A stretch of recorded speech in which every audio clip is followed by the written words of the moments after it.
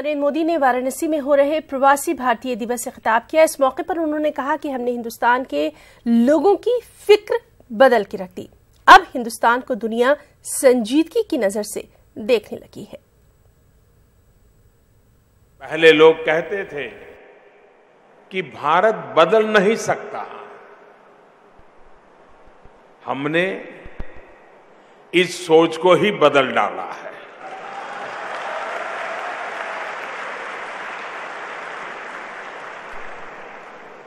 हमने बदलाव करके दिखाया है। साथियों, दुनिया आज हमारी बात को, हमारे सुझावों को पूरी गंभीरता के साथ सुन भी रही है और समझ भी रही है। अनेक मामलों में दुनिया की अगुवाई करने की स्थिति में है। इंटरनेशनल सोलर अलायंस यानी आईसा ऐसा ही एक मंच है। इसके माध्यम से हम दुनिया को वन वर्ल्ड, वन सन, वन ग्रिड उस तरफ ले जाना चाहते हैं। आज हमारा युवा मेक इन इंडिया के तहत रिकॉर्ड स्तर पर मोबाइल फोन, कार, बस, ट्रक, ट्रेन बना रहा है, तो वहीं खेत में रिकॉर्ड अन्न उत्पादन भी हो रहा है। आगे बढ़ेंगे। पटियाला हाउस कोर्ट में सुल्तानपुरी केस पर आज सुनवाई हुई। अदालत ने सज्जन कुमार को अदालत में हाजिर होने का हुक्म दिया है। सुल्तानपुरी केस 1984 सिख मुखालिफ फसादात से ही जुड़ा हुआ एक मामला है। इस केस को सीबीआई के जरिए नानावटी कमीशन की सिफारिश पर दर्ज किया गया था। वाज़ेह है कि सज्जन कुमार को सिख मुखालिफ फसादात के एक मामले में अदालत पहले ही उम्र कैद की सजा सुना चुकी है।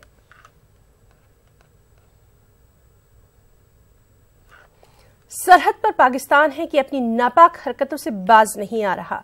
सिफारती सतह पर भी उसका तरीक़ाकार सवालों के घेरे में आ गया है। सराय के मुताबिक इस्लामाबाद में वाक़े हिंदुस्तानी हाई कमीशन के 2 सिफारतकारों को पाकिस्तानी इंटेलिजेंस के जरिए डराया धमकाया गया है और इसका हिंदुस्तान ने सख्त नोट लिया है। हिंदुस्तानी हाई कमीशन ने इस सिलसिले में एक नोट पाकिस्तानी दफ्तर खारजा को रवाना भी कर दिया है। नोट में इस्लामाबाद के हाई सिक्योरिटी जोन में 2 हिंदुस्तानी सिफारतकारों को पाकिस्तानी इंटेलिजेंस एजेंसी के जरिए धमकाने का जिक्र किया गया है।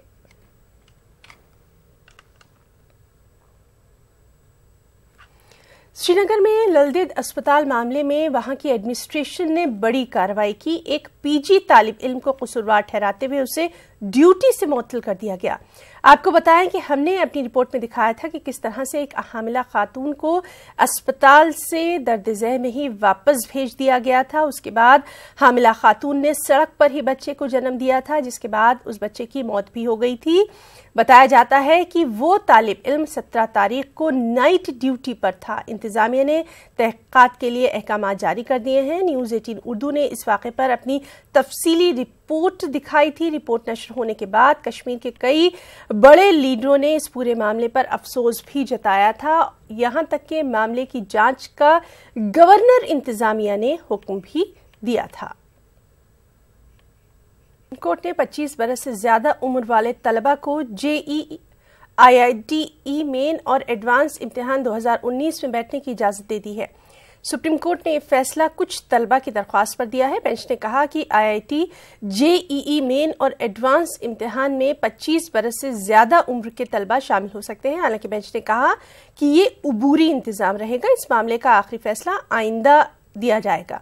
बेंच ने नेशनल टेस्टिंग एजेंसी को 1 हफ्ते के लिए अपना पोर्टल भी खोलने की हिदायत जारी कर दी है, जिससे तलबा IIT, जेईई और एडवांस इम्तिहान 2019 के लिए दरखास्त फॉर्म दाखिल कर सकते हैं।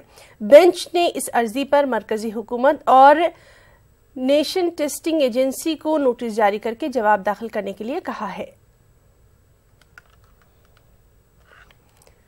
नाज़रीन, आपने फिल्मों में ड्राइविंग के कई स्टंट जरूर देखे होंगे, लेकिन आज जो हम आपको दिखा रहे हैं कि किस तरह से एक टैंकर ड्राइवर ने गाय को बचाने के लिए बेहद खतरनाक ढंग से उस टैंकर को मोड़ ही दिया, गाय को उसने बचा लिया।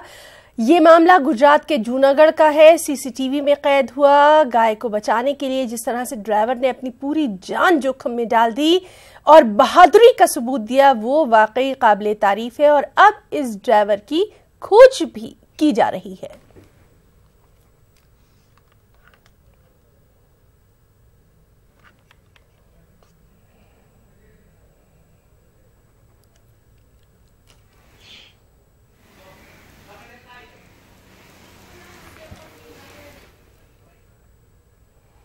सियासी, समाजी और अवामी सतह पर काम करने वाले लोग मानते हैं कि मौजूदा हुकूमत अवाम की तवक्कात पर पूरी नहीं उतर पाई है। जहां एक तरफ कम्युनिस्ट पार्टी यूपी में तश्कील पाने वाले इत्तेहाद को मुज़ब्बत तरीके से देख रही है, वहीं कुछ तंजीमें इसकी मुखालिफत करती भी नजर आ रही हैं। और जैसे जैसे वक्त गुजर रहा है, लोगों के नजरियात और ख्यालात में तब्दीली देखी जा रही है। पेशे तारिक कमर की लखनऊ से ये तज्जियाती रिपोर्ट।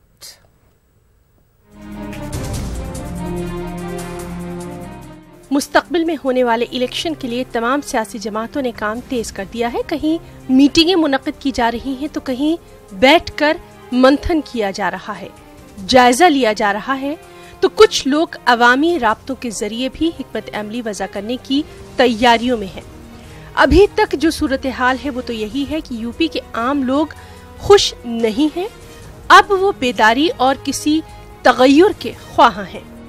कि जिस तरह से इस सरकार ने एक भरोसा, एक कॉमन मैन, इसमें मैं ये नहीं कहता कि किसी एक मज़हब का या किसी एक बिरादरी का उन्होंने नुकसान, इन्होंने हर एक कॉमन मैन को बुरी तरह से आहत किया है और एक यकीन इन्होंने अपना उसके ऊपर से खो दिया। आज एक आम इंसान सड़क पे निकलते हुए अपने आप को महफूज बिल्कुल नहीं समझता। पहले की सियासत में ये नहीं था, ये अभी नया जो सिर्फ चुनाव के लिए पोलराइज करने का कोशिश की जा रही है, इस कोशिश का मुंहतोड़ जवाब देने के लिए लोगों को जागरूक करना है। All India minorities forum for democracy के सदर इस इत्तेहाद के खिलाफ हैं। उनका नजरिया है कि अगर ये इत्तेहाद मुस्लिम वोट बैंक हत्याने के लिए किया जा रहा है तो मुसलमानों के लिए फायदेमंद हरगिज नहीं। हालांकि अतुल अंजान के मुताबिक मौजूदा हुकूमत सिर्फ मुसलमानों की ही नहीं बल्कि अवाम के ही खिलाफ है। तो मैं ये महसूस करता हूँ कि मुसलमानों को बहुत सोच समझ के इसमें कदम उठाना होगा और ये एक पोलराइजेशन की प्रोसेस को दूसरी पार्टी के ज़रिए से उसमें मददगार न शामिल न हो मुसलमान, इस बात का ख्याल रखना होगा। ये मुल्क किसी एक मजहब के मानने वालों का नहीं है। ये मुल्क जितना हिंदुओं का है उतना मुसलमानों का है। ये मुल्क जितना बौद्धों का है, क्रिश्चियन का है, सिखों का है, ईसाइयों का है, उतना जैनियों और पारसियों का भी है। तो सबका है, लेकिन आप सबका साथ कहें और सबका विकास कहें और विकास किसी का न हो और तो और छोड़िए, अक्सरियत को निशाना बनाएं और अक़लियत को कहें कि अब खामोश बैठे रहो और बाद में ये हो कि ना अक्सरियत को कुछ मिला ना अक़लियत को कुछ मिला। एसपी और बीएसपी इत्तेहाद के ताल्लुक से मिले जुले रुझानात सामने आ रहे हैं, ताहम ज्यादा लोग इस इत्तेहाद की हिमायत में हैं और ये भी कहते नजर आ रहे हैं कि अगर इसमें कांग्रेस को भी शामिल किया गया होता तो कहीं ज्यादा बेहतर नताइज की उम्मीद लगाई जा सकती थी। न्यूज़ 18 उर्दू के लिए लखनऊ से तारिक कमर की रिपोर्ट। मध्य प्रदेश में अक़लियती इदारों का कोई पुरसाने हाल तक नहीं। साबिका बीजेपी हुकूमत में अक़लियती इदारे खस्ताहाली का शिकार थे ही, लेकिन कांग्रेस हुकूमत में भी इनकी हालत कुछ बदलती हरगिज नहीं दिखाई दे रही। अक़लियतों की फलाह बहबूद के लिए कायम इदारे भी किसी कमेटी के बगैर ही अपना काम कर रहे हैं। एक रिपोर्ट।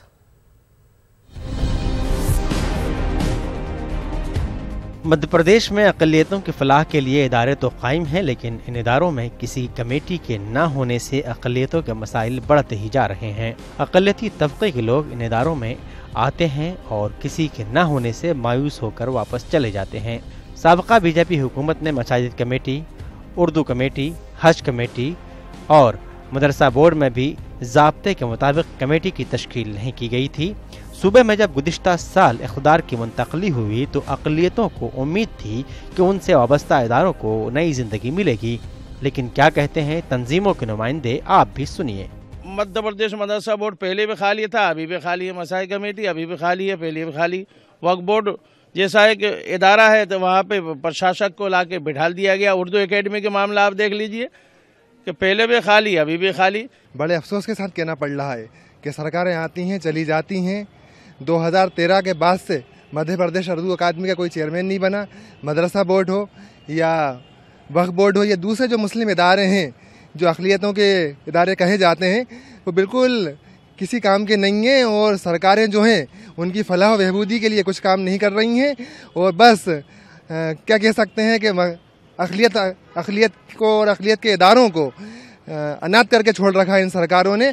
अब सरकारें आती हैं और सरकारें चली जाती हैं। हम लोगों के हालात, यही हमारी बदनसीबी है हम लोगों की।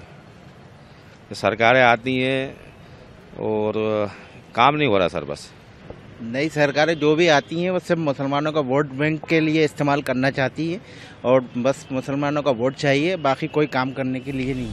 अक़लियती इदारों में कमेटी की तश्कील को लेकर हो रही ताख़ीर पर जब कांग्रेस कमेटी के जिम्मेदार से बात की गई तो उन्होंने कुछ इस अंदाज में जवाब दिया। भारतीय जनता पार्टी के लोग जो बातें करते हैं सिर्फ वो बातें ही करते हैं। वो उनको पहले अपना घर देखना चाहिए। पिछले 15 सालों के अंदर उन्होंने जो खाली थे, जो अल्पसंख्यकों के इदारे जो खाली पड़े हुए थे, वो लास्ट तक नहीं भर पाए। चाहे मसाजिद कमेटी की बात हो या उर्दू अकादमी की बात हो या मदरसा बोर्ड की बात हो, जितने भी कॉरपोरेशन थे वो पूरी तरह से खाली रहे और उन्होंने कुछ नहीं किया है। कांग्रेस जो कहती है वो करती है। कांग्रेस कमेटी के जनरल सेक्रेटरी वक्फ बोर्ड में एडमिनिस्ट्रेटर की तकर्रुरी का हवाला तो दे रहे हैं, लेकिन बोर्ड में रिटायर्ड अफसर की तकर्रुरी की जरूरत क्यों पड़ी, इस पर वो खामोशी इख्तियार कर जाते हैं। वैसे भी मुस्लिम तंजीमें मानती हैं जो पार्टी सॉफ्ट हिंदुत्व की बैसाखी पर सवार होकर आई है, अक़लियतों को उससे ज्यादा उम्मीद करना खुद को परेशान करने के मुतरादिफ है। भोपाल से मेहताब आलम की रिपोर्ट।